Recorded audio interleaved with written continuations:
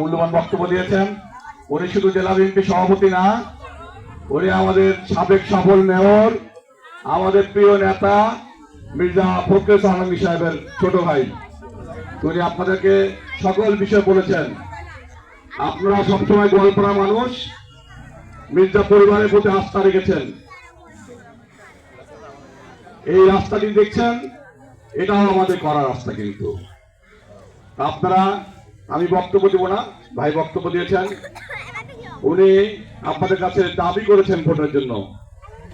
আমাদের সকলে আপনাদের কাছে দাবি, এই গোয়ালপাড়া মানুষের সাথে মির্জা আলমগীর সাহেবের একটা হৃদয়ের সম্পর্ক আছে।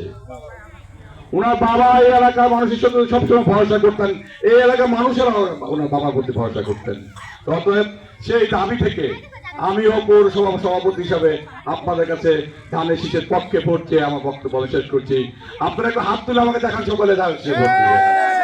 ধন্যবাদ মা বোনেরা, সকলে ভালো থাকবেন, সুস্থ থাকবেন। 12 তারিখে সকাল সকাল ভোট কেন্দ্রে গিয়ে ধানের শীষে মির্জা আলমগীর করে ভোট দিবেন। আল্লাহ হাফেজ।